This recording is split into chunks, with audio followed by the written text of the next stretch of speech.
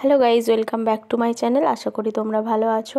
আমরাও কিন্তু খুব ভালো আছি। আজকে আমরা কোথায় যাচ্ছি না যাচ্ছি সবটাই তোমাদের সাথে শেয়ার করব। রিভানা দেখো, রেডি করিয়ে দিয়েছিলাম রিভানাকে, আর আমিও এখানে সুন্দরভাবে রেডি হয়ে গেছি।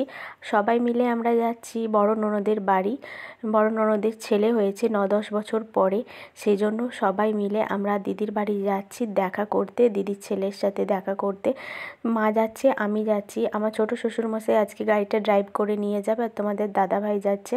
তো তোমাদের দাদাভাই যেহেতু বাড়িতে থাকবে না, সেজন্য এবারেই দেখা করে চলে যাবে, মেদিনীপুর চলে যাবে। তোমরা সবাই জানো তোমাদের দাদাভাই বাইরে থাকে, 2-3 দিনের ছুটিতে বাড়ি আসে।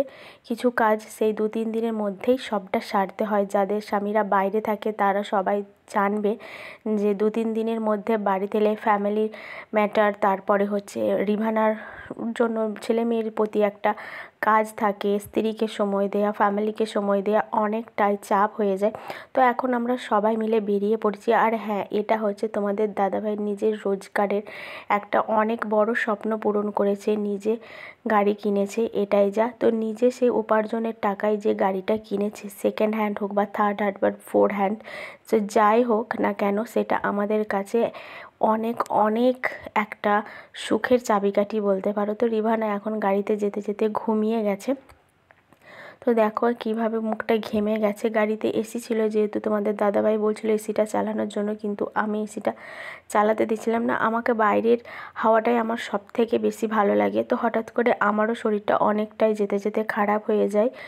আমার বমিও হয়েছিল রাস্তায়। আমি বেশি দূরে কোথাও যেতে পারি না। এই দেখো, এই দোকানটাতে মধ্যে একটা ফ্রুটি নিয়েছিলাম রিভানার জন্য।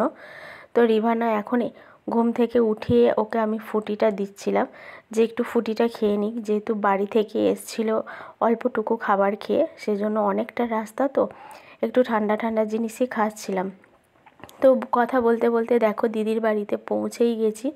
তো সামান্য একটু হাঁটতে হবে, বেশিক্ষণে নয়, তো 5 মিনিটের মতো হাঁটতে হবে না।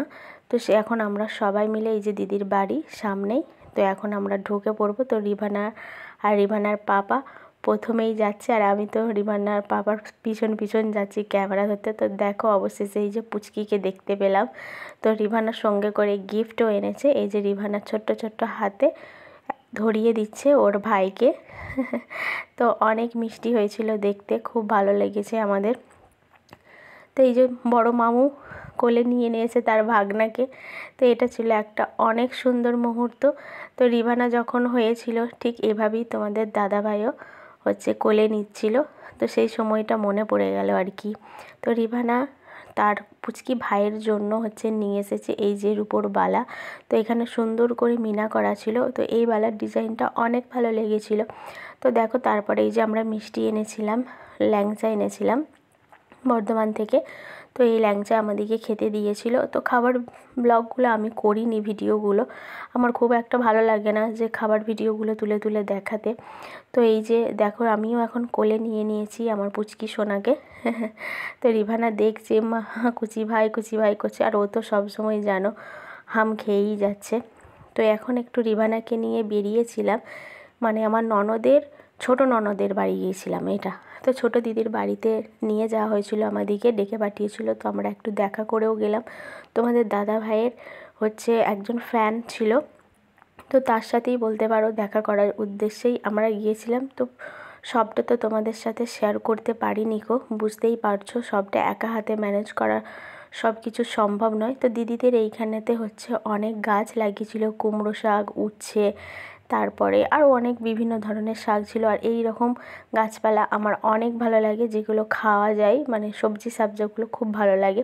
তো রিভানা এখানে এসেও দুষ্টুমি চালু করে দিয়েছিল বোতল নিয়ে। তো সেই জন্য তাড়াহুড়ো করে ওকে আবার বাড়ি নিয়ে চলে যাচ্ছি, মানে দিদির বাড়ি। তো অনেকটাই যেহেতু বেলা হয়ে গিয়েছিল, সেই জন্য আমরা আবার বেরোবো, সেটার একটা টেনশন ছিল। তো দেখো আমার বাবুর হাতে কত সুন্দর মানিয়েছে বালাটা। তো এখন আমরা সবাই মিলে এই যে গাড়ির কাছে চলে যাচ্ছি বাড়ি যাব বলে।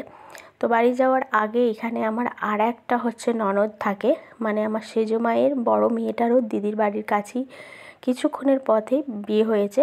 তো সেখানেও আমরা একবার ঢুকে দেখা করে নেব। তো দেখো এই যে রিভানা এখানে এসে বল নিয়ে খেলছে। এটা ওর দিদির বল, মানে আমার ছোট ননদের মেয়ের বল ছিল। তো রিভানা এখানে বলটা পেয়ে অনেক খুশি হয়েছে আর ওর ছোট দাদার সাথে বল নিয়ে খেলা করছে।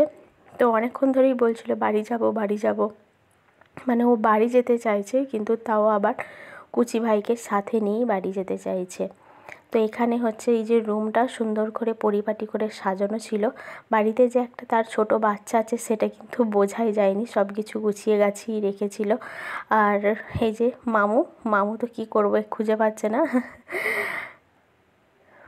তো দেখো এই যে এখানে সবাই মিলে খেলছে আর ও দেখছে। তো আস্তে আস্তে অনেকটাই রাত হয়ে গেছিলো, আমাদের বেরোতে বেলা হয়ে গেছিলো। তো ভিডিওটা এখানেই শেষ করছি, চলো টাটা, নেক্সট ব্লগে দেখা হবে।